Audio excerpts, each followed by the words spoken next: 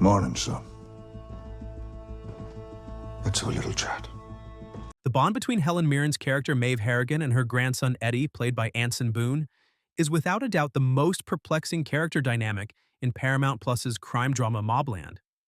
On their own, both characters have shown themselves to be utterly insane, but they are especially deadly when Maeve pulls Eddie's strings as the main strategist in the conflict between the Stevensons and Harrigans. Even though Eddie exhibits many of his own psychotic traits, Maeve is the real shot caller for Eddie, as well as, typically, Conrad, and thus the entire Harrigan crime empire. Gina D'Souza, Harry's teenage daughter, was stranded in the Harrigans' manor when the war between the two families officially began, and Eddie's narcissism was unable to drive her away.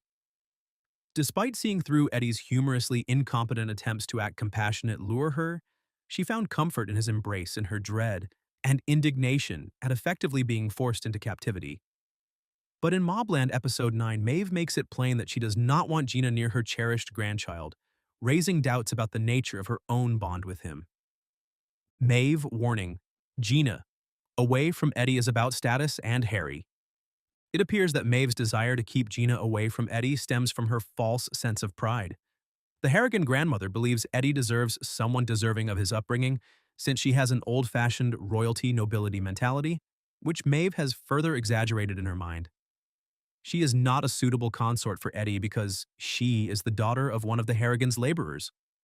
Furthermore, there is no reason why Maeve would permit his daughter to become close to her grandson, who is aware of all of her secrets, since she has zero faith in Harry D'Souza. It makes sense that Maeve wouldn't want Gina to become any closer to the Harrigans' inner circle than Harry already is, as she has already planted the seeds that Harry is a traitor-confused Conrad. In addition to their intelligence and insight, Harry and Gina are the kind of individuals the cunning Maeve would prefer to keep at a distance. There's probably more to Maeve and Eddie's relationship that we don't know, but Maeve might have a more profound motivation for keeping Gina away from Eddie.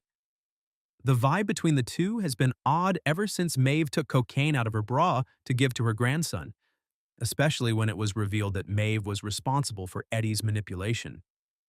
Then, in a particularly unpleasant scene at dinner at the end of Episode 9, Maeve touched Eddie's leg while giving Alice advice on how to deal with guys. The audience seems to be lacking important details regarding Eddie and Maeve's relationship. There has been a vague suggestion that Maeve is inappropriately infatuated with her grandson, but no background or explanation has been provided to support that.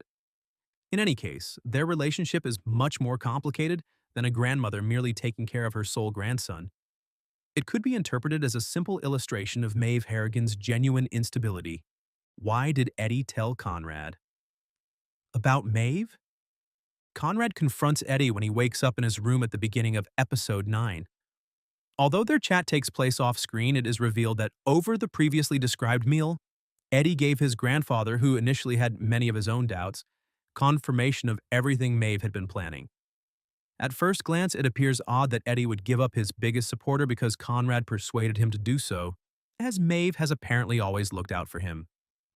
Nonetheless, some information is revealed in the brief moment where Eddie asks the dog which of them is having a rougher time. Eddie feels totally stuck in his current predicament, torn between his grandfather and grandmother, just as the dog was penned up. Even though Maeve seemed to care about him, his dread of Conrad probably overshadowed his allegiance there. He was raised on the legend of Conrad the Dread. 100 guns.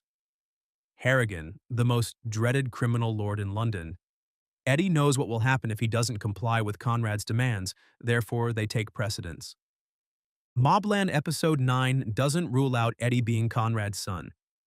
Conrad calls the young man son when he first enters Eddie's bedroom, which could just be a kind or grandfatherly slang term.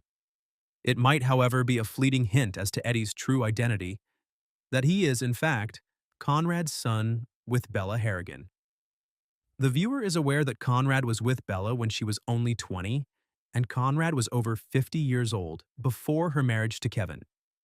The idea is further supported by the fact that Eddie and Conrad are more alike in personality than his assumed father, Kevin.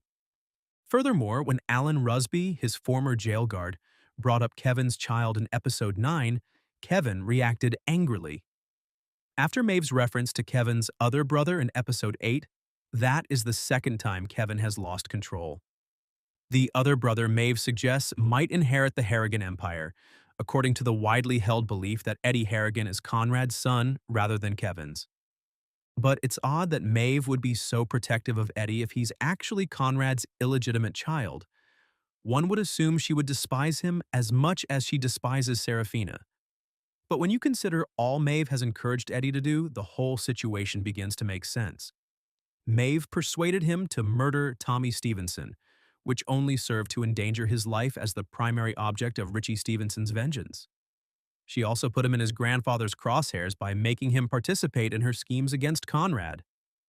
The likelihood that Eddie isn't the adored grandson Maeve wants him to appear to be is higher. Given that Eddie was given additional protection since he was considered Bella and Kevin's legitimate son, Maeve may actually be pulling a long-term scam. It's obvious that Eddie, being a white man, is meant to be the family's future. Thus, rather than shielding and supporting him, Maeve might be working against him in MobLand.